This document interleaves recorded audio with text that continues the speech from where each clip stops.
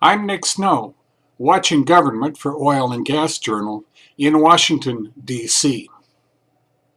Congressional majority leaders and the Obama administration came into 2015 pledging to at least try to be less combative and more cooperative in running the federal government. Their New Year's resolutions didn't even last until Ground Hog Day when it came to oil and gas. Republicans, who hold majorities in both chambers for the first time in years, decided to test the White House's commitment first. They announced that legislation approving the proposed Keystone XL crude oil pipeline's cross-border permit application would be considered first. The Senate bill was S1, and sent to President Barack Obama once both houses passed it.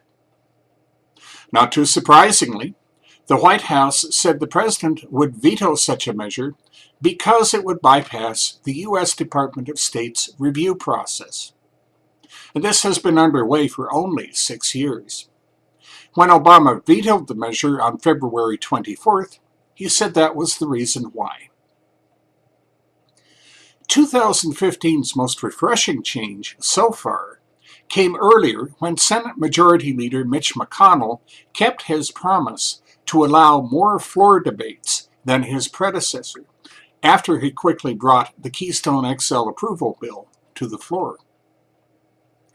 The array of proposed amendments ran from North Carolina's 2 senators who sought to include U.S. outer continental shelf acreage off mid-Atlantic and South Atlantic states' coasts in the U.S. Department of the Interior's next 5-year OCS program, to Senator John McCain's renewed call to repeal the Jones Act. Senator Edward J. Markey's proposal, which would have required that crude oil moving through Keystone XL and products refined from it stay in the U.S., was tabled on January 20th. On the First Amendment to the first bill, in the first days of the Republican-controlled Senate, they are siding with the oil industry and blocking a vote on my amendment to keep oil and gasoline here in America, the Massachusetts Democrats said, following the 57-42 vote.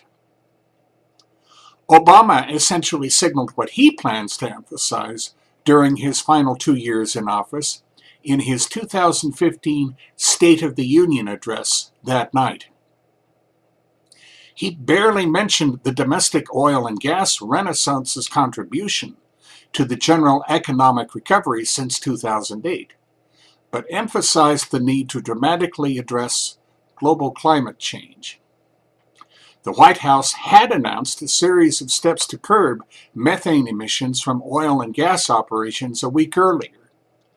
5 days after that, it said it would propose making the rest of the Arctic National Wildlife Refuge, including the coastal plain, wilderness.